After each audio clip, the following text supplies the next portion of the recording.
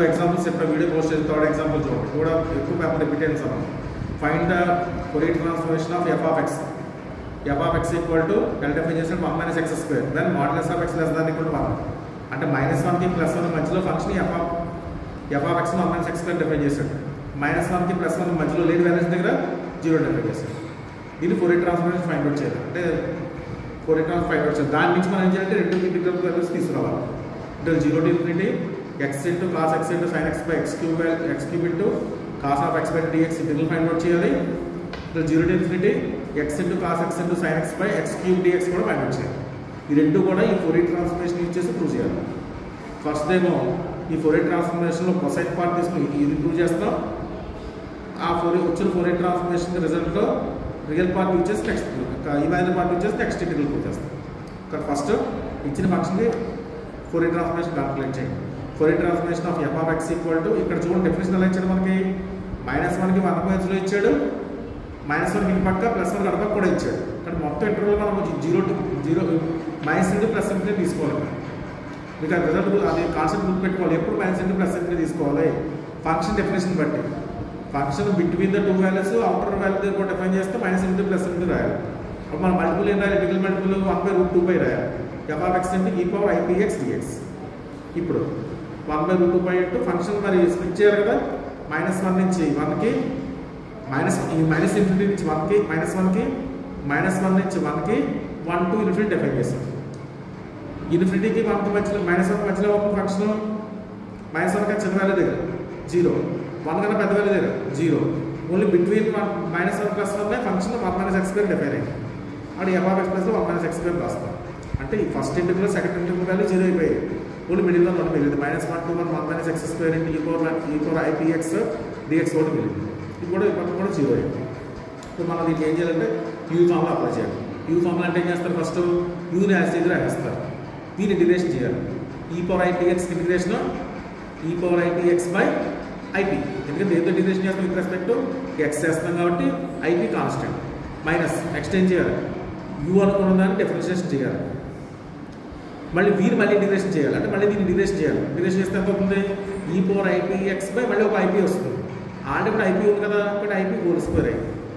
Next plus పెట్టాలి, -2x differentiation -2. మళ్ళీ integration చేస్తే మళ్ళీ ఇంటిగ్రేట్ చేయాలి. మళ్ళీ e power ipx integration e power ipx by ip.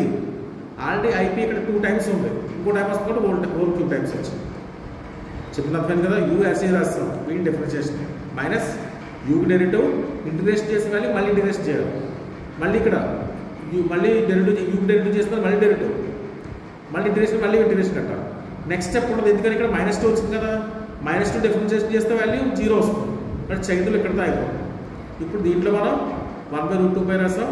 Limits substitution చేయాలి, మైనస్ ఇంటూ ప్లస్ లిమిట్స్ ఏం సబ్స్టిట్యూషన్ చేయాలి, -1 to 1 సబ్స్టిట్యూషన్ చేయాలి. ఇక్కడ ఫస్ట్ పార్ట్లో చూడండి 1 minus x square ఉంది. 1 minus x square కూడా x ప్లేస్లో 1 పెట్టినా x ప్లేస్లో -1 పెట్టినా 1 minus x square లేకపోతే మనకి 0 అయిపోతుంది. కాబట్టి ఈ ఫస్ట్ టర్మ్ ఉండదు ఇంకా. కాబట్టి లిమిట్ సబ్స్టిట్యూషన్ చేసిన సెకండ్ థర్డ్ తీసుకుంటే చాలు. బట్ సెకండ్ దాంట్లో ఫస్ట్ అప్పర్ లిమిట్, సెకండ్ థర్డ్లో అప్పర్ లిమిట్, సెకండ్ థర్డ్లో లోవర్ లిమిట్ సబ్స్టిట్యూషన్ చేస్తే ఇక్కడ 0 అయిందని రాస్తాను. ఫస్ట్ సెకండ్ థర్డ్లో అప్పర్ లిమిట్ సబ్స్టిట్యూషన్ చేస్తే ఎంత వస్తుంది, -2 ఇంటూ అంటే x ప్లేస్లో ఎంత రాస్తుంది, ఇక్కడ x ప్లేస్లో ఈ వాల్యూ 0 అయిపోయిందని చెప్పాను కదా, ఫస్ట్ ఇది నోట్ చేస్తాను. ఫస్ట్ x ప్లేస్లో 1 సబ్స్టిట్యూషన్ చేయాలి, అప్పర్ లిమిట్ 1 సబ్స్టిట్యూషన్ చేస్తే ఎంత ఇక్కడ -2p² e power ip x ఉండదు. ఇక్కడ x వాల్యూ 1 కదా మనకి, ఇక్కడ ip రాస్తాం. దీంట్లో మైనస్ ఇక్కడ చూడండి, ఇక్కడ ఎలా వచ్చింది, ఇక్కడ ప్లస్ కదా ఉంది, ఇక్కడ ప్లస్ ఉంది. దీంట్లో ఇక్కడ ఏం రాస్తాం చూడండి, మనం ip హోల్ క్యూబ్ రాస్తాం. ip హోల్ క్యూబ్ అని రాస్తాం. i స్క్వేర్ అంటే ఎంత, -1. i క్యూబ్ అంటే ఎంత అవుతుంది, -i. అందువల్ల -i వచ్చింది. డినామినేటర్లో -i అంటే 1/-i/1 1/-i వచ్చింది. 1/-i దేనికి ఈక్వల్ అంటే iకి equal. 1/-i equal to i. అందులో ఏం రాసాను చూడండి, ఇక్కడ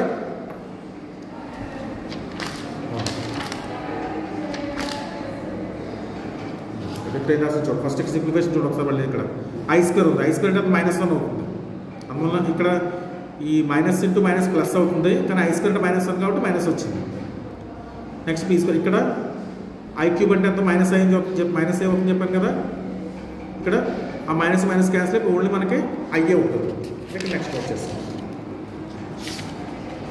మైనస్ 2i మైనస్ 2 కదా. ఐ క్యూబ్ అంటే మైనస్ ఐ కూడా minus minus by 2 by minus sir P cube కదా సార్, స్క్వేర్ కాదు కదా సార్. ఇక్కడ మైనస్ 2 ఉంది కదమ్మా, ఇక్కడ మైనస్ 2 ఉంది, ఇక్కడ ఐ క్యూబ్ రాస్తాం. ఓకే ఇది మైనస్, ఇది మైనస్ ఉంది కదా, ఇక్కడ మైనస్ మైనస్ పెట్టినప్పుడు I cube value minus I కాబట్టి ఇక్కడ ప్లస్ అవుతుంది. ఇక్కడ హోల్ క్యూబ్ తీసేయండి రాసిన ఫస్ట్. ఇది P cube I P cube అంటే మైనస్ ఐ కదా, డినామినేటర్ మైనస్ ఐ వస్తుంది. అలా మైనస్ ఐలో మైనస్ ఇక్కడ రాస్తున్నాను, మైనస్ ఇక్కడ రాసిన ఆల్రెడీ మైనస్ ఉంది కాబట్టి మైనస్ ప్లస్ అయిపోయింది. ఇది 1/i వచ్చింది, 1/i పీ క్యూబ్. అర్థమైందా కాన్సెప్ట్? ఇక్కడ ఐ క్యూబ్ అంటే మైనస్ ఐ, ఆల్రెడీ మైనస్ ఉంది, minus minus cancel denominator I ఉంటుంది, ఐ పీ క్యూబ్ అయింది. ఇప్పుడు మళ్ళీ 1/i అంటే ఎంత రాయొచ్చు చెప్పాను నేను, 1/i అంటే మైనస్ ఐ రాయొచ్చు. ఇక్కడ 1/i కదా ఉంది, ఇక్కడ 1/i ప్లేస్ మళ్ళీ ఎంత రాస్తాను మైనస్ ఐ, మనకి మైనస్ వచ్చింది. అర్థమైందా? ఇప్పుడు అప్పర్ లిమిట్ ఫస్ట్ సబ్స్టిట్యూషన్ చేస్తాం. ఎక్స్ ప్లస్లో 1 రాస్తే ఇది వచ్చింది, నెక్స్ట్ ఎక్స్ ప్లస్లో -1 రాస్తే ఇది వచ్చింది. ఇప్పుడు ఫస్ట్ పార్ట్లో కామన్ ఏంటి, -2/p² కామన్ తీస్తే e/ip ప్లస్ e/-ip వచ్చింది. సెకండ్ పార్ట్ -2i/p³ కామన్ ఏంటి, e/ip మైనస్ e/-ip వచ్చింది. మనకి కాంప్లెక్స్ నెంబర్లో sis θ ప్లస్ sis మైనస్ θ అంటే 2 cos θ, sis θ minus sis minus θ అంటే 2i sin θ.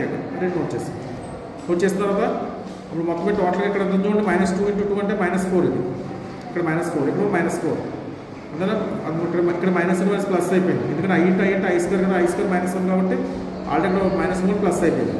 బట్ ఇంట్లో 4 కామన్ తీసాం. 4 కామన్ తీస్తే ఎంత వచ్చింది మనకి, cos p/p² plus sin p/p³ వచ్చింది. దీని 4 × 4/√2 × √π. ఏంటిది మనకి ఫోరియర్ ట్రాన్స్ఫర్మేషన్ ఆఫ్ f(x). ఇప్పుడు ఇన్వర్స్ అప్లై చేయండి, ఇన్వర్స్ ట్రాన్స్ఫర్మేషన్ అప్లై చేయండి. అంటే f(x) కూడా ఎంత అవుతుంది మనకి, ఇప్పుడు -∞ plus ∞ Fourier transformation of f(x) e ఇందాక ipx రాసి -ipx dx రాయాలి. మనకి ఈ వాల్యూ వచ్చింది. f(p) అంటే ఫోరియర్ ట్రాన్స్ఫర్మేషన్ f(x), ఆ వాల్యూ ఇది, అది దీంట్లో నోట్ చేస్తాను. అర్థమైందా? నోట్ చేసినప్పుడు ఈ 4/, ఇక్కడ మల్టిపుల్ ఏమి ఉండదు, ఇన్వర్స్ లాప్లాస్ ట్రాన్స్ఫార్మేషన్ మల్టిపుల్ ఏం రాయట్లేదు. ఆ 4/√2 × √π బయటకి వచ్చిస్తాం. ఇంటర్నల్గా ఉన్న టర్మ్ ఇది. ఇటు పక్కన f(x) ఉంది. f(x) అంటే 1 - x² అది 0గానే అవుతుంది.